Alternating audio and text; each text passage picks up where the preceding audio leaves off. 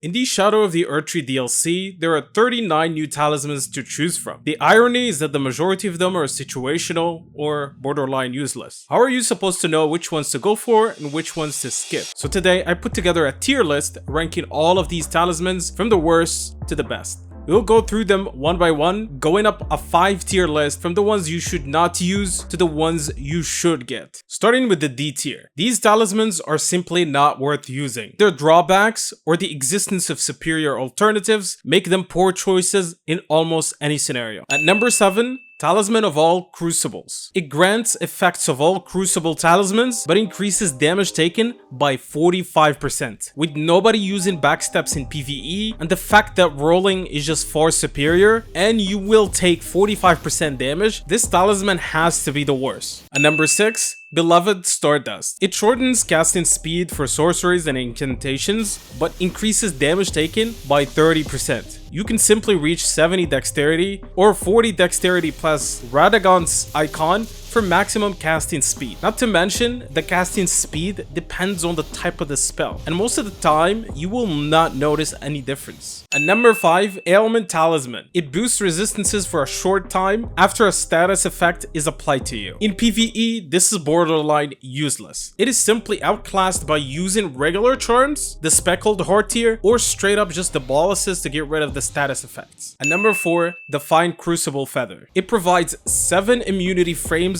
at 30 FPS to backsteps, but increases damage taken by 15%.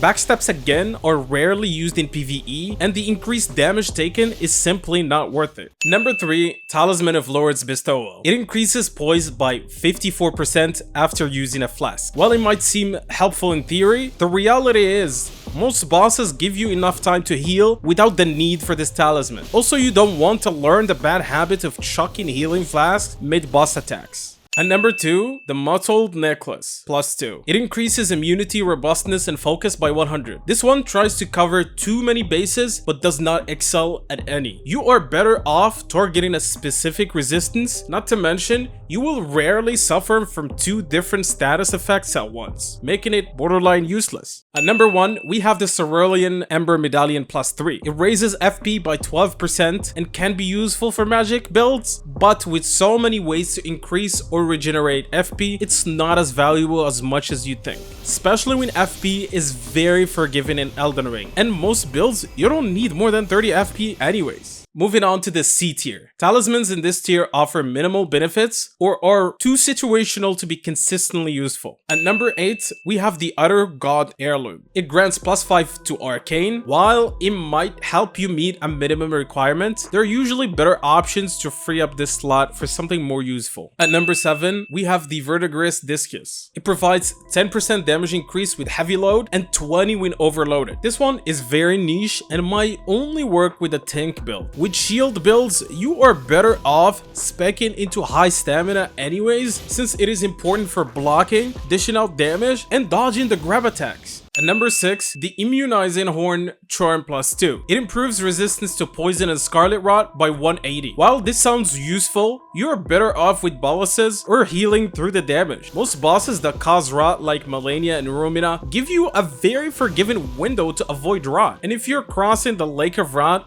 like I said, just heal up or use the boluses. At number 5, the Pearl Drake Talisman +3. It reduces elemental damage taken by 11%. You are better off using a talisman targeting a specific element for the boss you are fighting for a higher damage negation. It could help if you're trying to stack damage negation, so it would stack with other things, but other than that, it's really not that good. At number 4, Saint Trina's Smile. It increases power by 20% for 30 seconds when sleep is present. Sleep is very weak in Elden Ring, and there are very few bosses where this could be effective. It can be useful when you're fighting the Godskin duo and if you're using sleep in pots. Other than that, just don't use it. At number 3, the Stalwart Horn Charm +2. It raises robustness by 180, improving resistance to blood loss and frost. Not many bosses or enemies inflict these status effects, and if you do, you are usually better off just healing through it. It could be useful against some bosses like Moog, the Shadow Tree Avatar, and the Putrescent Knight. And number 2, the Lacerating Cross Tree. It enhances dash attacks by 15% in PvE. Dash attacks are niche, and you can get similar benefits with other talismans without needing to backstab. The damage with no drawbacks is kinda nice if you want to lean into that. Number 1, we have the Sharp Shot Talisman. It boosts the attack power of precision aimed shots by 12%. It is great for bow builds. Its value is slightly lower due to the aiming down sight requirement, which is not ideal on controllers. Moving up to the B tier. These talismans provide moderate benefits that can be very useful in certain situations, but you won't be at a significant disadvantage if you chose to go without them. At number 8, we have the Clarifying Horn Charm +2. It raises focus by 230, improving resistance to sleep and madness. This is very useful against madness, which is, in my opinion, the most annoying status effect to deal with. When madness occurs, you take damage and you lose FP. Importantly, you are stun locked, leaving you vulnerable to attacks. This could be very helpful against bosses like Midra and while exploring areas with madness in the vicinity. It is very good at what it does for that specific scenario. Number 7, the Bolt Drake Talisman +3. It reduces lightning damage taken by 22%. It can be very nice to have against bosses that use lightning, like the Divine Beast Dancing Lion in their second phase, Death Knights from the DLC, and a lot of dragons from the main game. It is not higher in the list due to the bosses that use lightning not being that scary. Number 6, the Enraged Divine Beast. It raises the potency of storms by 10%. This works well with Storm Ash of Wars like Stormblaze, Storm Stomp, and Stormcaller. It also works with the God tier Zamorzai's Storm Sorcery. Number 5, the Cerulean Seed Talisman +1. It boosts FP restoration from flasks of Cerulean Tears by 30%. It is great for magic builds. It will lead to needing less FP flasks to fill up your FP, and it is kinda good for exploration and even for boss fights. At number 4, we have the Arrow Soaring Sting. It increases the effective range of bows by 50% and raises attack power of arrows and bolts by 8%. Bow builds are so much better with the DLC, and this is another reason why. It also can be equipped along the Arrow Sting Talisman, which boosts the damage of arrows by 10%. Number 3, the Spell Drake Talisman +3. It reduces magic damage taken by 22%. It can be very useful against magic wielding bosses, useful against bosses like Rellana, Renala, Putrescent Knight, Natir, etc. Excluding Rellana, most of them are not that threatening. Otherwise, it could have been higher. Number 2, the Blessed Blue Dew. Slowly restores FP at a rate of 1 per 2 seconds. It is nice for long explorations, but in boss fights, you're better off with just straight up flasks. Also, there are some cheap FP builds that can definitely benefit from this talisman. Number 1, the Crimson Ember Medallion +3. It raises maximum HP by 10%. More health is always nice. To reach 2090 HP without the talisman, you need 96 vigor. That is 36 levels worth of one talisman slot at 60 vigor. It is a high B due to its value, but you are better off with a talisman that prevents you from taking damage with every hit, rather than a cushion that is just gone with one hit. Moving up to the A tier. Talismans in this tier offer strong benefits that can complement your build. They are excellent additions to your arsenal and can provide significant advantages in specific scenarios. At number 8, the Smithing Talisman. It enhances weapon throwing attacks by 10%. A nice boost with no drawbacks for builds incorporating throwing weapons, like the Spectral Lance and Mesmer Spear. At number 7, the Viridian Ember Medallion +3. It raises maximum stamina by 17%. At 30 endurance, it gives you 22 stamina. You need to reach level 48 in endurance to get that 22 stamina. That is 18 levels wasted if you care about stamina only. Stamina is very useful in Elden Ring for every type of build. At number 6, the Shattered Stone Talisman. It raises potency of kicking and stomping skills by 10%. It is great for kicking builds and for frost stomps. It applies to both Dryleaf Whirlwind and any kicking attacks featured in the Dryleaf arts and Dane Footwork's movesets. It also boosts Hoarfrost Stomp, a great skill. At number 5, the Pearl Shield Talisman. It boosts all non-physical damage negation by 20% while guarding. Excellent for tank builds using shields.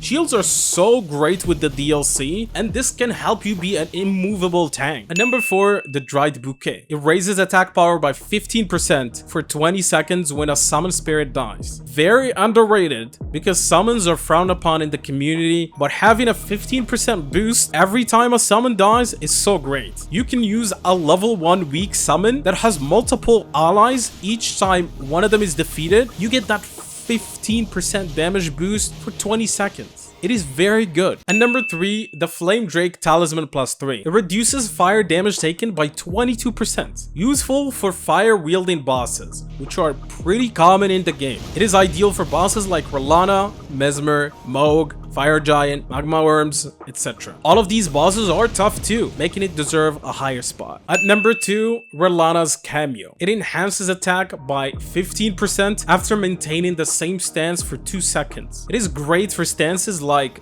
Moon and Fire, Night and Flame, Transient Moonlight, and Sheet. All of these stance options are some of the best skills in the game, and it can make them all better. At number 1, the Aged One's Exaltation. It increases attack by 20% when Madness is present. This is an easy buff that you can proc before every boss fight and switch to a different talisman. It is great for one-shot builds, but the setup is very annoying, which holds it back from the S tier. Finally, reaching the Apex S tier. They provide substantial benefits that can significantly enhance your gameplay, making them indispensable in PvE. Whether it's boosting your damage output, increasing your survivability, or providing powerful utility, S tier talismans should be a top priority in any build. At number 8, the Crusade Insignia. This talisman raises your attack power by 15% for 20 seconds after defeating an enemy, making it ideal for chain killing and sustaining high damage while exploring. While it might not be as useful during boss fights, it is an amazing choice for exploration and general gameplay. Equip it to make your journeys so much easier and switch it out before every boss fight. Number 7, Blade of Mercy. This one is a tough one because I really like this talisman. It raises attack power by 20% for 20 seconds after each critical hit. Depending on your weapon,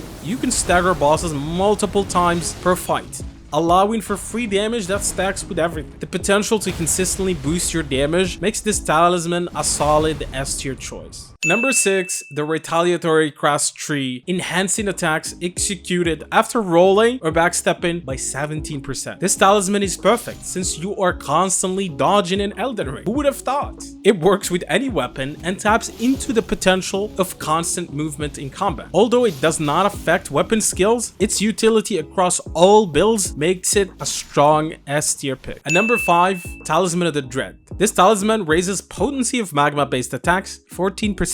I don't know why it's not 15%. Like, dude, just nudge it to that 15. Come on, man. The main reason it is an S tier is that it works with arguably the best weapon in the game, the Blasphemous Blade. We covered a build on this weapon with the DLC if you want to check it out. Just makes it do monstrous amounts of damage with great healing benefits. That is straight up a flex. A talisman that made it to the top 5 because it boosts one single weapon and makes it god tier. Yeah. And number 4, the Two-Headed Turtle Talisman. Stamina management is crucial in Elden Ring, and this talisman increases stamina recovery by 22.5%. This boost allows for more frequent attacks, dodges, blocks, which is essential for maintaining momentum in combat. It is useful across all builds and an excellent S tier choice. Number 3, the Golden Braid. This talisman reduces holy damage taken by 22%, making it a solid choice for bosses that deal significant holy damage. Let me list you some of the bosses that use holy. Sunflower,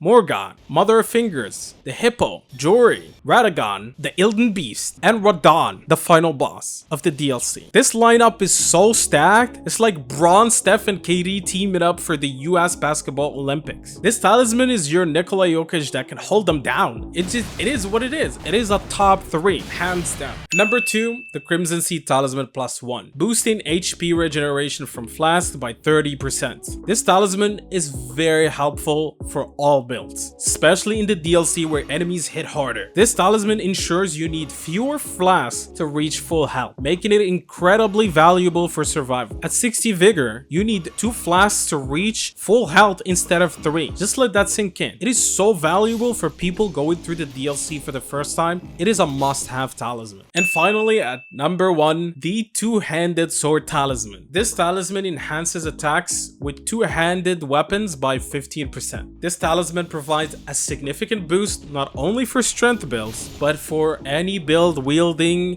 a two-handed weapon. The value of boosting any weapon's damage by 15% is enormous, and it stacks with a lot of things, making it the best talisman that came out with the DLC. A boost that is active while exploring and against bosses that requires literally nothing to proc. It is literally 15% free damage. Hands down the best talisman with the DLC. And there you have it, the ranking of Elden Ring talismans from the useless D tiers to the godly S tiers. Whether you're looking to optimize your build for a specific boss, or just want to know which talisman to prioritize, I hope this guide has been helpful. If you enjoyed this video, give it a like, and if you want to see my 2 builds on the Meteoric or Great Sword, check out this video. Peace.